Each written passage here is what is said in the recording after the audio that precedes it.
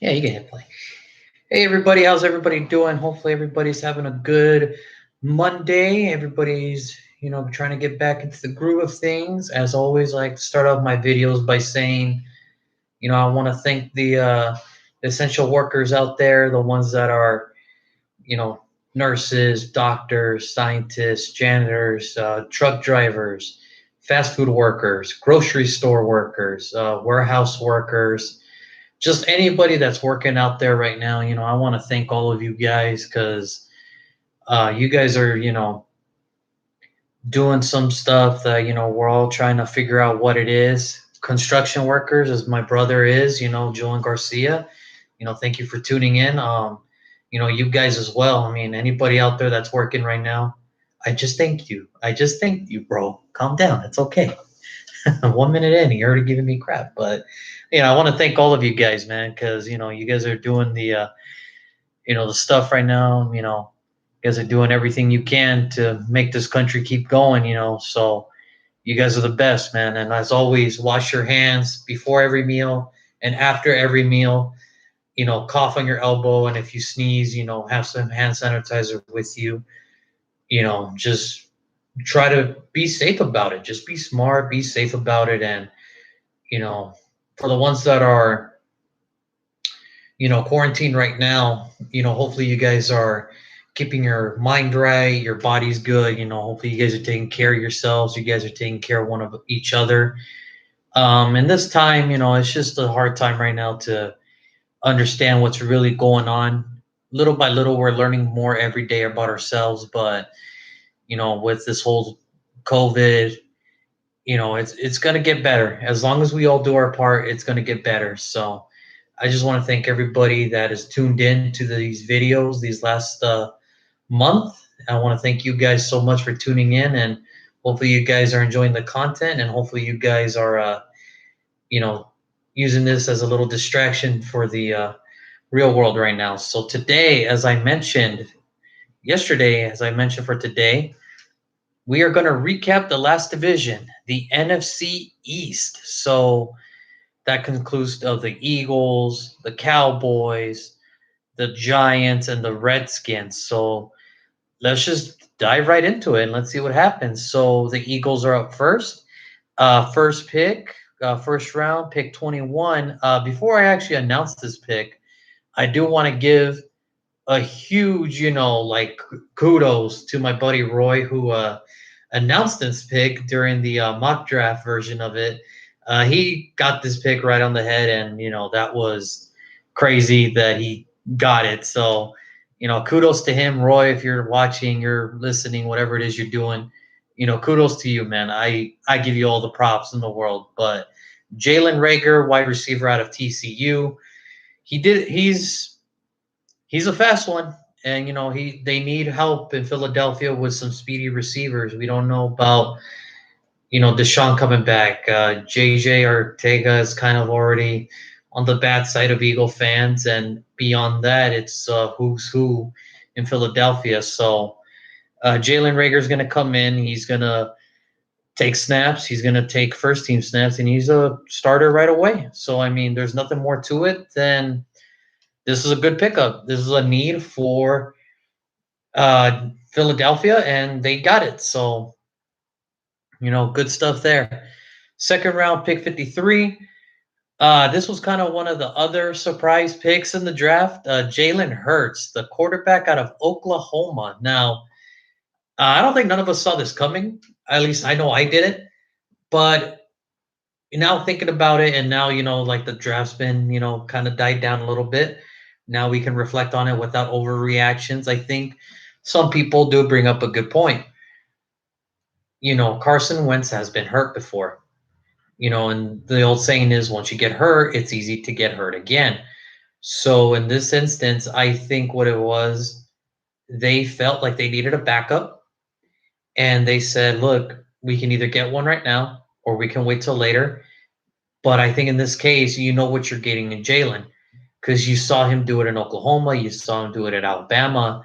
He was a winner in both schools that he went to. So If they truly felt that he was the best quarterback available, then you know what? You got yourself a backup. That's great. That's good. Now, I thought they were going to go in other directions, but if they felt like they needed a backup, then so be it. I mean, they got one of the better quarterbacks coming out in this draft, so we'll see how it goes. I mean, this is another solid pickup here by Philadelphia.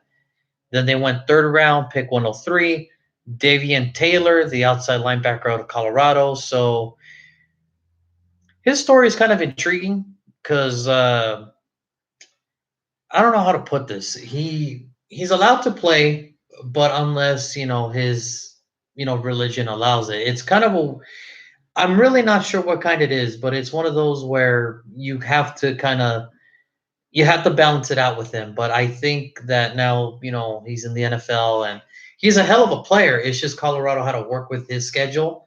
So we'll see how Philadelphia does it. But other than that, they got a solid player here. They got a pass rush specialist. They got a guy who's fast. The theme for Philadelphia this year was speed. They needed any type of speed on both sides of the ball. And to get one of the fastest linebackers in the combine, I think that speaks great volume right there. So this is another value pick here. Fourth round, 127, Kavon Wallace, the safety out of Clemson. Again, it just seems like Clemson defensive backs have been getting a lot of love lately. So with AJ Terrell, Trayvon Mullen last year, now Kavon Wallace is coming out. Tanner Muse was selected. It just seems now Clemson's becoming a great school for defensive back players. I mean, we'll have to see how it goes, but they got a captain. They got one of the team captains in the secondary. He's a fast player. He was a starter, and I think that you needed to find a replacement for Malcolm Jenkins. Well, here's this guy. He's a team captain, as I mentioned, and he's won national titles and conference titles, so the pressure is not too big for him. So another solid pickup here by the Philadelphia Eagles. Then staying in the fourth round, pick 145, Jack Driscoll, the offensive guard out of Auburn. He's going to start right away. I think he's going to be surprising people that he's going to be a starter right away. I think what it is now, he could play either left guard, right guard, but I think he's going to start right away. That Auburn offensive line, it didn't get enough attention, but it did its thing. It really did do its thing with Jack Driscoll and Prince Toyobega. I mean, the Auburn offensive line was pretty solid last year. So, I mean, you're getting a starter, and this is another pickup here. Fifth round, 168, John Hightower, wide receiver, Boise State. Again, speed is the name of the game. He ran the 40 super fast. I think it was like 4.3, 4.4, something like that, like in between that area. So, again, you're getting another wide receiver who's fast. It's going to take some development, but I think for right now, maybe you could put him as a kick returner, punt returner, gunner, whatever it is, but he's going to contribute to the team right away. Sean Bradley, sixth round, 196. Sean Bradley, linebacker out of Temple. A lot of people don't understand if you play for Temple, you really are a fighter. You really do have to fight your way, to go get around that area, to get around that school. So toughness is out of the question. He is one of the toughest linebackers out there. He knows he's very instinctive. He's very intelligent, and now we just get to see where he lines up. Maybe he contributes special teams right away. So, again, special teams is 1/3 of the game. I think a lot of people forget that because it's either people just want to focus on the starting, 22. Who's the 11 on offense? Who's the 11 on defense? But not a lot of people really want to dig deep into the other guys, the special team guys. And it's important. It's really important. But sixth round again, pick number 200, Quiz Watkins, the wide receiver out of Southern Miss. Now, he's just a burner. His hands are kind of questionable at best. However, you get a burner who's going to help you out on special teams. Because on special teams, it's all about speed. The quicker you are, the better your chances are. So I think right now you could put him as a gunner. You could put him as a punt returner, maybe kickoff returner. I mean, we'll see how it works out for him. But name of the game is speed. for the Philadelphia Eagles. Then sixth round, the last one, 210, Prince Tega Wanago, the offensive tackle out of Auburn. As I mentioned before, that offensive line for Auburn did its thing last year. There was a couple games where there was a couple mishaps, but overall they had a good unit, and he was one of the leading men. Again, the reason he fell was just injury. He did get hurt late in the year, but when he is healthy and he can play, he's as good as a left tackle as anybody. I just think what it is, it's injury concerns right now for him. And if he stays healthy, they might have gotten a steal now that Jason Peters and Holoya Pata, the other offensive lineman, is gone. So they need depth right now. They need help on that offensive line. So this is a solid pickup here. And then seventh round, 233, Casey Toohill, the defensive end out of Stanford. Now, he really didn't get that much playing time until his senior year, so he was kind of a little late to the party. But, he was second team Pac-12, so you have to take a chance on this guy. So I think Jim Schwartz is going to love him. I think he's going to develop him into what he wants him to be. And I think down the road, he might be a situational, third down player, third and long. You need a pass rusher. Well, he's right there. So I think what it is, it's all about developing him first and then putting him out for the world to see. So overall, for the Eagles, they hit their needs.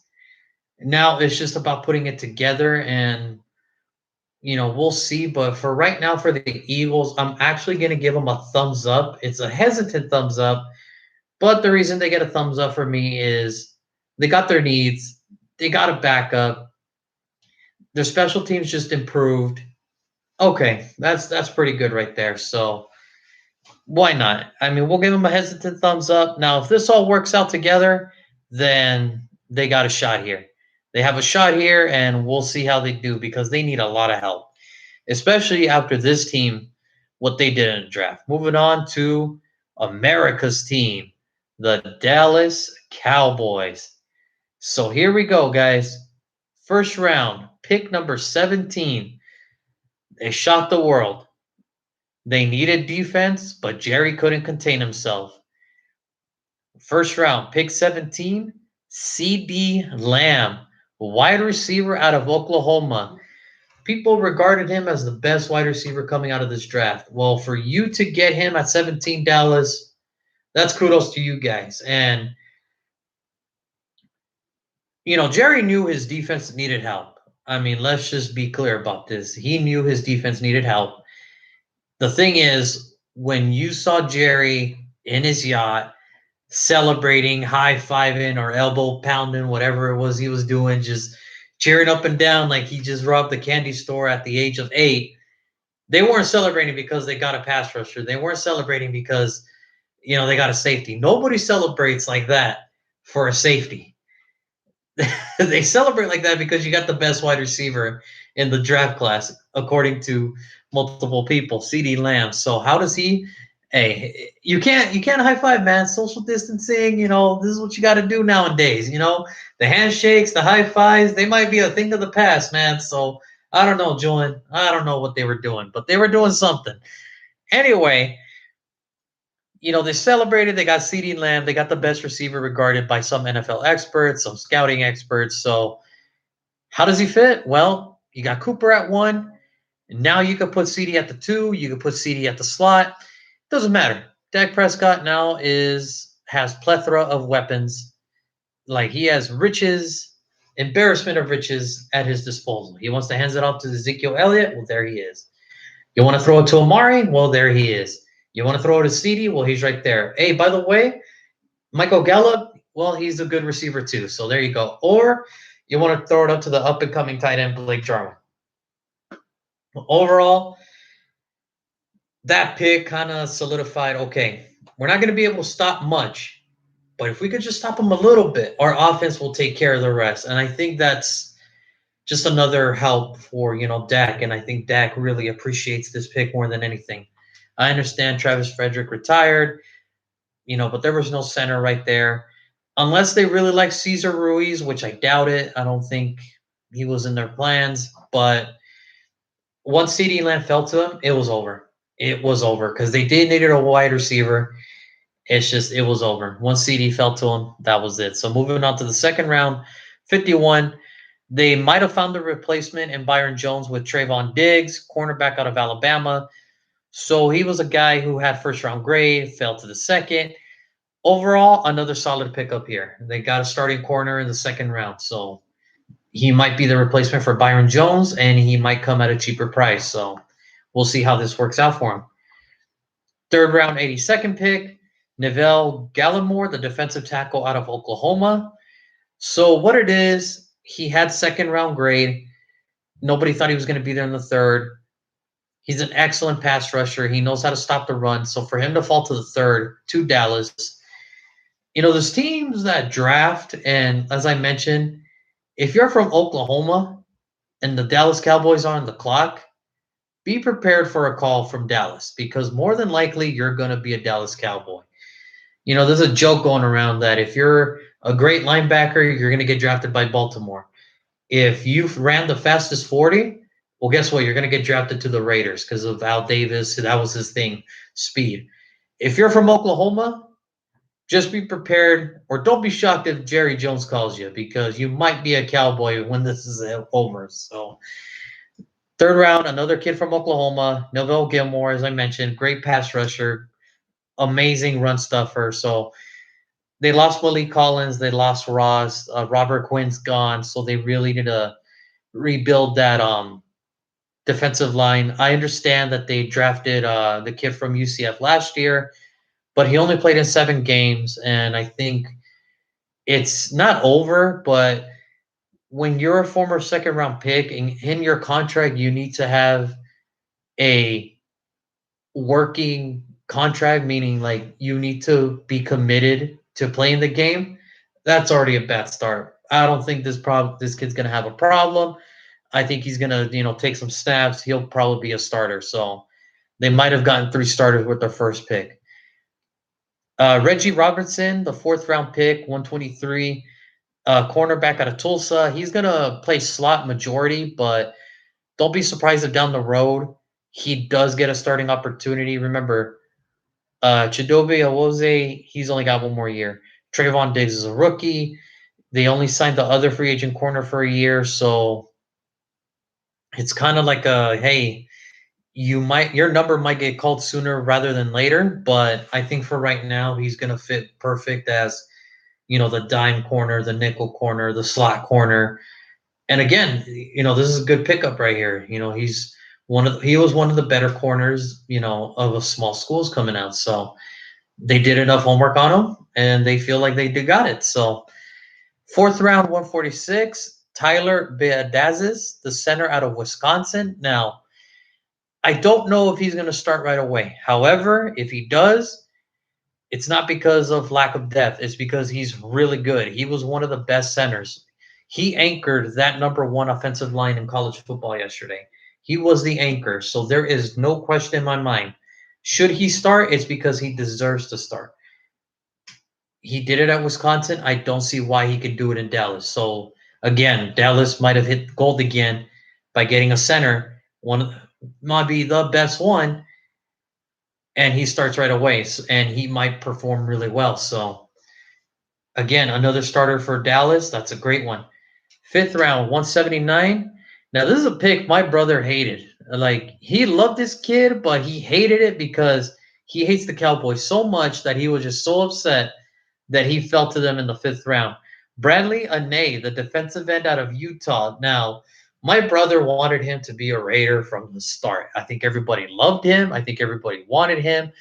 He fell to the 5th. We stopped after the 4th. We had no more picks after that. So for Dallas to get a pass rusher like this in the 5th round, again, he might start right away. He might start opposite of DeMarcus Smith. So, that's another great pickup here. So you have 1, 2, 3, 4, 5, 6 guys with your first 6 picks that could play right away. That's a hell of a draft. Now, if they perform well, then that's even better. But for Dallas, they are killing. They killed the draft. They killed it. They were one of the top 5 teams to kill the draft this year. And then 7th round, 231, Ben Benucci, the quarterback out of James Madison. Look, they just signed Andy Dalton. They let go of Cooper Rush. Dak Prescott's the starter, so he might come in, be a third string training camp arm. So he got nothing to lose. He's got potential. So I mean, if Andy Dalton doesn't work, maybe down the road he could be the backup. But for a seventh rounder, you got nothing to lose. So overall, for the Dallas Cowboys, I got to give them a thumbs up, man.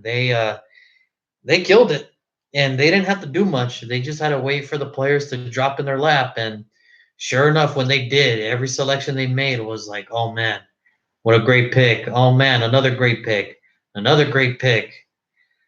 To me right now, if you were to tell me who's going to win the NFC East, I gotta go with Dallas. I understand, that defense might be an issue still, but now that the offensive weapons are set, you know, CeeDee Lamb's not going to have to face the pressure of facing number one cornerbacks right away. He's got Amari Cooper for that. Michael Gallup's going to come in, help with the slot. The running game's going to be there. Everybody from Dallas, other than Travis Frederick, is coming back. I see Dallas as a potential Super Bowl, contender. It's just really, it all depends if their defense doesn't have to be top 10. It doesn't have to be anything like that. If it's just middle of the road from like 12 to 18, middle of the road, they have a shot. They have a shot, and I think Dallas is going to be one of those teams that are going to surprise people. So we'll see how that goes. So here we go. Moving on to the New York Football Giants. They had the fourth pick in the first round, and they said, well, it was either going to come down to defense or it was going to be an offensive lineman. So they went Andrew Thomas, offensive tackle out of Georgia. Now, as I mentioned in my other videos before, to not overthink Andrew Thomas. Andrew Thomas is a really great left tackle. He's going to be a great left tackle in the NFL. He's got the potential to, just hold on to that position for years to come. It's just everybody kind of overthinked it, like, well, what made him so good? Was it just scheme? It's none of that. Nobody should have overthinked Andrew Thomas, and I'm glad the Giants didn't. I thought they were going to go somewhere else, but they got the best offensive tackle in the draft, so kudos to them. Second round, 36th pick, Xavier McKinney, the safety out of Alabama. It just seems that the Giants love their safeties from Alabama, from Landon Collins now to this guy. So we'll see what happens. He was one of the better safeties last year in the SEC. He's a pass coverage guy. He knows he's a great tackler, so a little help on the secondary there. Third round pick, 99, Matt Pierart, the offensive tackle out of UConn. All I can tell you from him is that he had the longest arms in the combine this year with 37-inch arms. And his 40 was fantastic. And, with the Giants now, it's okay. You have Andrew Thomas at your left tackle. You got Nate Solder as your guard now. Your center's good. You can, Will Hernandez is going to start. And then, or, if you want to take the risk, you put Nate Solder as the right tackle now. I mean, it all depends on how the Giants want to do it. But now the Giants have finally something that they haven't had in a long time, depth on that offensive line. It just seems like every week for like the last 2 years, the Giants always had a new shuffling offensive line. Well, now they're getting depth. Now with Nate Solder, Will Hernandez, Kevin Sittler still there, and now Andrew Thomas coming in, Matt Pierart's coming in. This is going to be good. This is going to be a good, finally, for the first time in a long time, the Giants have depth. Fourth round, 110, Darnay Holmes, the corner out of UCLA. He is the definition of just pure slot corner. Fast, good coverage skills, and tough as nails. So the ultimate slot corner, he'll never, unless something changes, unless some injuries happen, it's going to be very rare for him to see outside action, but I think the slot corner position is where he's going to excel for most of his career. So this is another solid pickup here by the Giants. And then fifth round, 150, Shane Lemieux, the offensive guard out of Oregon. As I mentioned before, they finally have depth. Andrew Thomas, Matt Pierart, and now you get Shane Lemieux. Listen, Nate Solder and Kevin Sitter, they're on the wrong side of 30, 31. They're getting older, so it's only going to be a matter of time before, they head out of New York. But now you have your guys in place. Shane Lemieux started all 52 uh, career games for the Oregon Ducks. He started as a freshman.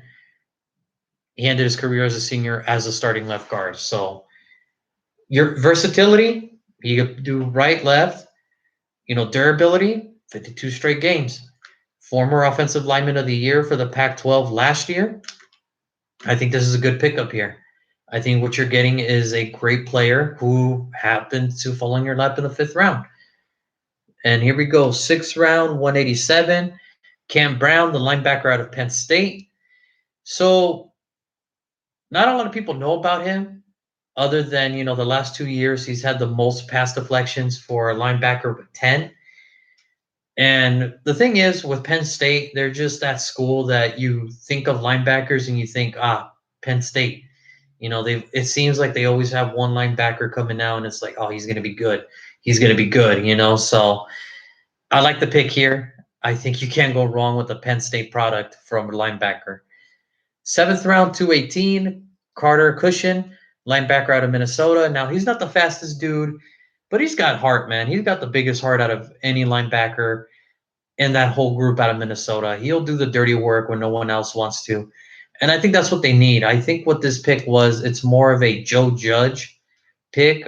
Remember, Joe Judge was a former special teams coach for the Patriots. So maybe this was a Joe Judge pick that maybe he sees something in him that not a lot of people do.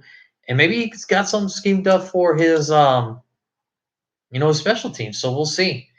7th round, 238, TJ Brunson, another linebacker. Yes, you heard that right, guys. They went linebacker with their next 3 picks from South Carolina. Look, their linebacking core was not the best last year. So they figured, look, it's the end of the rounds. There's still some pretty good linebackers out there. These guys would have been drafted anyway or picked up somewhere else. So why not just give ourselves a shot? And whoever makes it, makes it. And if, some don't, then it's okay. It's only a 7th rounder. But he kind of has a problem because he was the most penalized with unsportsmanlike conduct penalties with 4. And it's not because he's a dirty player. He just plays the game really rough. And sometimes, refs kind of saw that as a little too rough, which is, kind of a sad thing because it is a rough sport. So, but he did get penalized with 4 unsportsmanlike conduct, the most out of any linebacker this year. But he's a speedster, man. He'll get to it. And again, this is all Joe Judge specialty now. So these picks are, special team potential. 7th round, 247, Chris Williamson, cornerback out of Minnesota. Again, going back to it, Joe Judge is a special teams ace coach. He sees something in these guys that other guys don't particularly. And I think that's the crazy thing about special teams coaches is it's always easy to hire a coach that knows defense, knows offense. But, when you hire a special teams coach, a lot of people kind of don't understand that. But I mean, the first guy to really kind of break that barrier was John Harbaugh, because in Philadelphia, he was the special teams coach. Then he got the head coach and for Baltimore, and he's been there for a long time. He's won a Super Bowl. He's won playoff games. He's won division titles. He's been to conference championships. So, special teams coaches, should get a little bit more look sometimes because they see more than what some other people do on the other side of the field. So, again, 755 or 7th round, 255, Tate Crowder, linebacker out of Georgia. He was a finalist for the Buckus Award winner for the best linebacker, but the thing was, he had a good season, but it just was all on 3rd downs, long passes, and he was one of the better players out there. He was Mr. Irrelevant. I think he's going to have a very good career, whether it's with the Giants or somebody else. I just think he's going to have a long career in the NFL. So to get a finalist for the Dick Buckus Award in the 7th round, I mean, you got to take a chance on that. So, if we were keeping score, that was 4 linebackers that they drafted. I wish the Raiders freaking loved that position as much as any of these guys, but whatever. It's not about them today. And so far for the Giants, man, I got to give him a thumbs up, man. You got the best lineman. You got arguably the second best safety in the draft. You got great depth with your offensive line now. You got a slot corner. You shored up your special teams and your linebacking room. This is great. This is great for the New York Giants. And I think it's going to take a little while still for them to kind of compete because remember, Saquon Barkley is kind of like the only weapon. Yes, they have Evan Ingram and all that stuff, but it's still a building block for the Giants. But this is a great draft. If half of these guys can at least produce to what they think they can, then I think the Giants are heading in the right direction. So moving on to the last team of this recap, the Washington Redskins. They had the second pick in the first round, and they, of course, went with Chase Young. I mean, there was talks about them maybe taking a quarterback. It wasn't going to happen. So now Montez Sweat is on one end, Chase Young is on the other. So there it is. There's no surprise there. So the big surprise, though, was their third round pick at pick 66, Antonio Gibson, the running back out of Memphis. He was kind of a late bloomer to the party as far as this whole draft. Some people had him in the fourth, some people had him in the fifth, but the Giants loved him enough that they'll take him in the third round, and he is an excellent runner. He didn't really get a lot of playing time in his senior year, only due to the fact that Patrick Taylor was the starting running back for Memphis, but he did go down with an injury. Antonio Gibson made the most out of his opportunity, and now he's a third-round pick. He can catch, and I think what they're going to use him more is in the passing game. Yes, he can run, but he's got excellent hands too. So, maybe Saquon's maybe the 1-2 down, and maybe if Saquon can be a third down back, but now when you have Antonio Gibson there, or I'm sorry, this is the Redskins. I don't know what I was thinking. Sorry.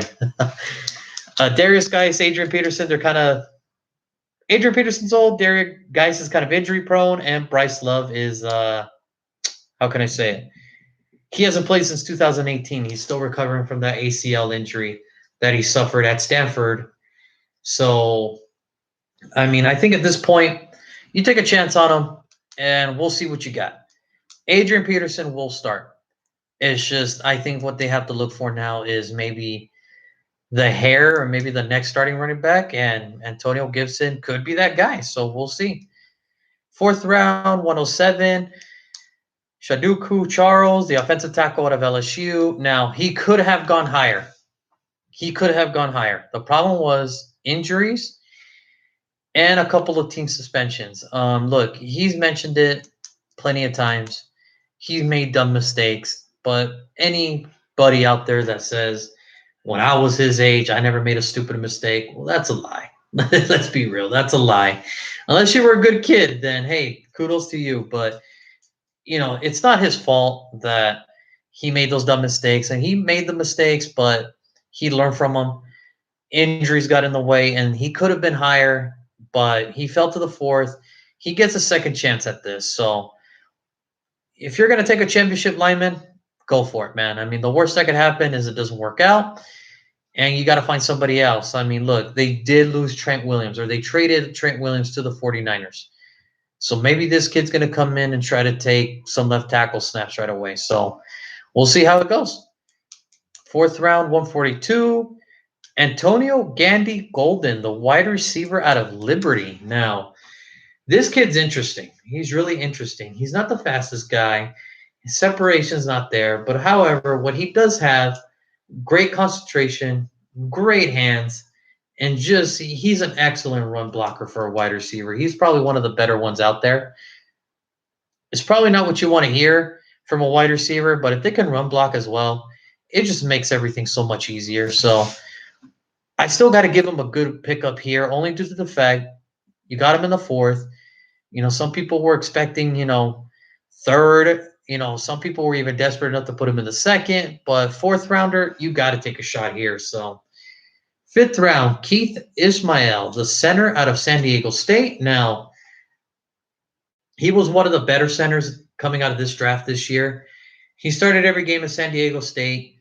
He's won offensive lineman awards for his conference. So why not? Why not? You need to build up that line again anyway. So why not take a kid? Why not take a chance on a kid who's actually proven himself? So another pickup here.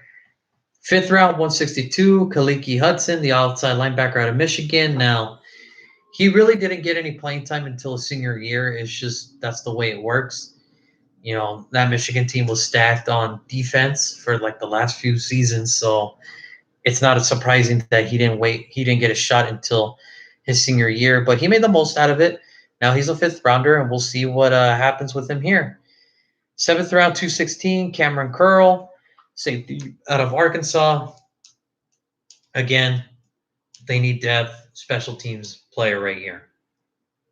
Nothing more to it than that. And then seventh round, 229, James Smith Williams, defensive end out of North Carolina State. This was kind of an interesting one. He did have third grade potential, but I think what kind of people kind of got scared off was a little bit of his attitude and, you know, a little bit of a knee injury scare that he got during the combine. But I think at this point, he's there. And if you're Washington, you need more pass rushers than anything now, then go for it. I mean, the worst that could happen is he flops and you miss out on a seventh rounder. That's about it. So, and that's going to wrap it up for the NFL draft recap. I hope you guys enjoyed it. Hopefully, you guys are looking forward to how your draft picks on your respective teams do. As I mentioned earlier, the schedule is going to come out this Thursday, or it was announced today. It's going to come out Thursday at 5 p.m. So what I'm thinking is I'm still trying to get a few more people, and we're going to have a special video about each team's respective schedule and how it all worked out for them. So I'm excited for it. I cannot wait for the schedule release to show because there's a lot of games that I'm already kind of looking into. You know, the first one is the home opener down the street from where I live, SoFi Stadium. Who's going to be the home opener for the Rams? Who's going to be the home opener for the Chargers, in that new stadium? The Raiders, they're going to be in Vegas now. So who's going to be the home opener for them? Who's going to kick off the season against the Kansas City Chiefs? Tom Brady versus Drew Brees in the NFC South. What primetime game are they getting? Hopefully it's a Monday night. Sunday night, maybe.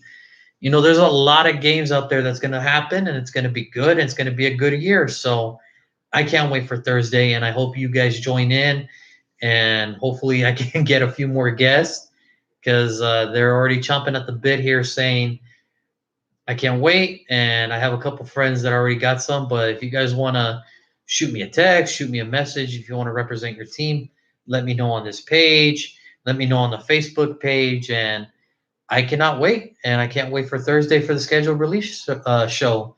So on that note, do we have any comments on the thing? Not today. All right, guys, that'll do it for us today, and we will see you guys on Thursday. So take care until then.